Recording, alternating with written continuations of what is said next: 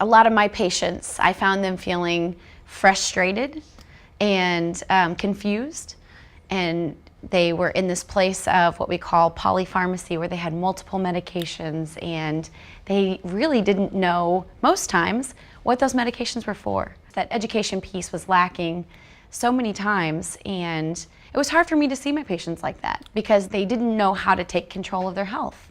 And they thought that what they had to do was just take all of these medications and deal with it and just live with it. And as a chiropractor saying this, in fairness to the medical doctors and the pharmacists, and people just don't want to take personal responsibility. Right. It's too hard.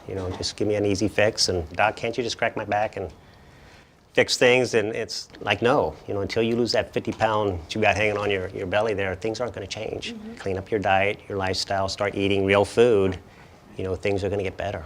In my practice of sports medicine, especially with kids and young adults, it's interesting that I don't deal with a lot of the same health problems that a lot of other healthcare professionals do. Most of the people that come to my office aren't sick. They're athletic, they exercise, they want to be healthy.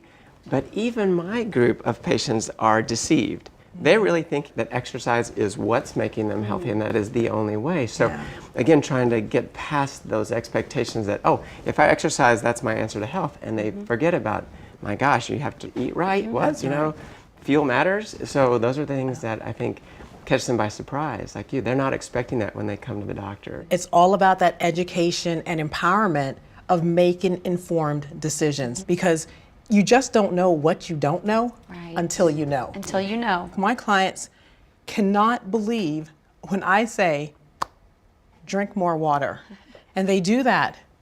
And they're blown away by one simple thing that could have made such an amazing difference. And why didn't somebody tell me this? And what was really interesting is that the patients who I sat down with and said, okay, we have all these medications and we're not making any headway here. Let's take a different approach. And we would do those things like the more water. Let's look at your exercise, even if you have to get some cans of soup and sit in front of the television like this, or what kind of fruits and vegetables are you eating?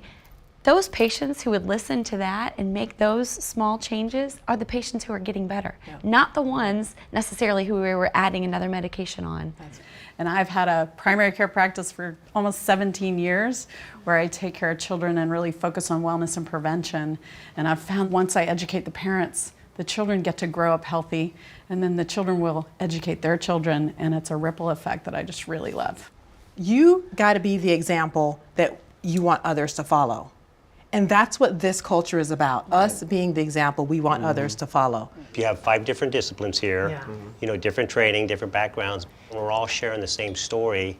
It's repetition, and when patients start hearing from all their different doctors, more food, healthy food, live food, drinking water, exercise, getting some rest, that's when things are going to change.